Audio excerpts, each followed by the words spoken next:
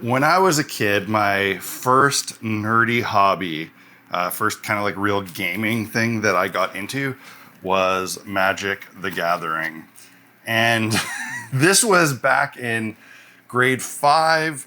So for me, that's 1994. Yeah, that means that when I started playing, I was playing in like revised. I would go get starter decks, revised starter decks from a corner store. I would rollerblade there, get a Slurpee, and get cards. I think it was also my first introduction into collecting anything seriously beyond maybe like bottle caps or stamps. And I was introduced to this game by a friend of mine at the time named Trevor. So if you look right here, that's me, little nerdy me, with a mullet and a Hypercolors t-shirt. Like I said, it was 1994. And right here is Trevor. We were both sort of outcast weirdos, especially him. He got teased quite a bit, but we made friends and he taught me how to play Magic. We had a lot of really, really good times playing. I loved it. And like back then we were playing, it was so early in the days of Magic that we were playing with ante. So the winner got to keep the cards of the loser. I remember staying in and playing during recess, and I don't know, it was really good memories. However, fast forward like 20 some years, and I haven't talked to Trevor for a very long time. We never stayed friends after elementary school ended. We went to different junior highs. All of a sudden, I see this guy on the news and I instantly recognize him. I mean, he had like freckles and an orange fro. 20 some years later, he looked exactly the same. Unfortunately, the reason I saw him on the news was that he had murdered his family. Yeah, it was wild. He was struggling with some very serious mental health issues during the end of the pandemic and got heavily influenced by crazy alternative media, formed some very strong thoughts on vaccines. And he was a nurse, actually. And yeah, he killed his parents because they got vaccinated, and he went to work and he tried to kill his boss. And it's a really horrible story. And the worst part about it is that it turns out he actually had tried to reach out and get help because I think he was schizophrenic. I'm not entirely sure. But I know that he tried to get help like in the days before this happened, and it was just a systemic failure that he didn't get the help he needed. And yeah, so that's what happened. Really strange. Regardless, I still have these really fond memories of playing Magic with him. And actually, when I moved into junior high and lost touch with him, I stopped playing. And I didn't start playing again, I don't know, until I was in my late 20s. And I got really into it, mostly playing draft and other limited forms. Like I just like sealed and draft. I used to go very regularly. Friday Night Magic was pretty competitive. I don't want to say I was good, but like I was good enough that I could go every week and basically win enough to play the next week for free. So I was okay.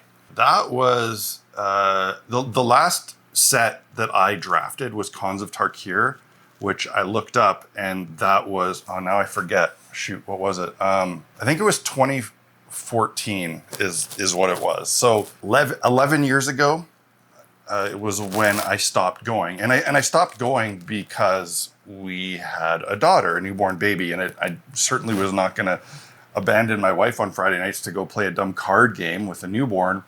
And I just never really picked it up again. I then became obsessed with tabletop games and the channel, and my interest like went there instead.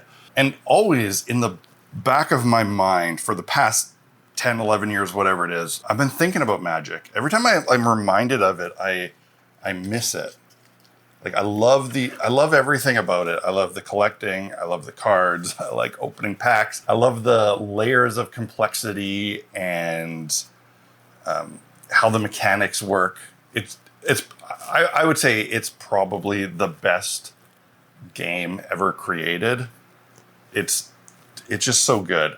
And I've constantly thought about going back and starting to play again. Even after just being gone for a short period, I developed this fear that, oh, I've lost touch. And it is a like meta game kind of thing where you have to know what's going on at the current time in terms of strategies, cards, especially if you're playing limited and drafting. So the times I'd be like, yeah, I should go down and play, I would stop myself because I would feel intimidated. I'd think like, man, I'm too out of touch with it. I don't know what's going on. So I just didn't.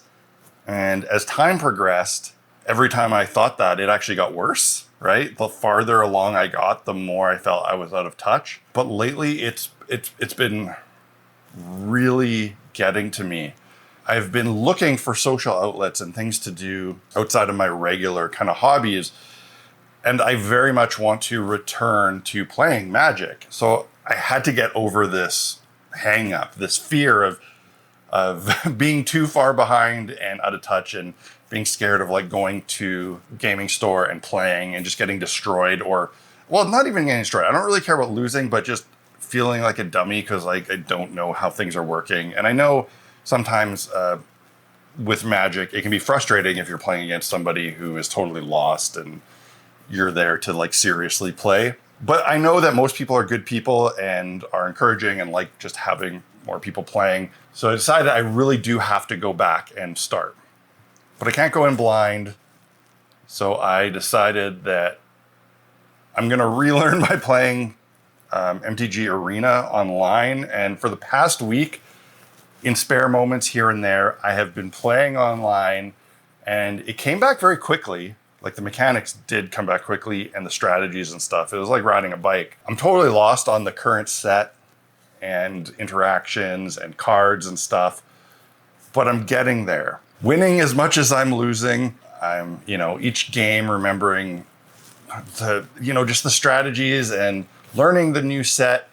And it's really exciting because I think that, I don't know, within like another week or so of playing, I'll probably feel comfortable going to play a casual draft. Now, I'm not going to go back to the store I used to go to because it was very competitive. It was probably the most competitive place in the city.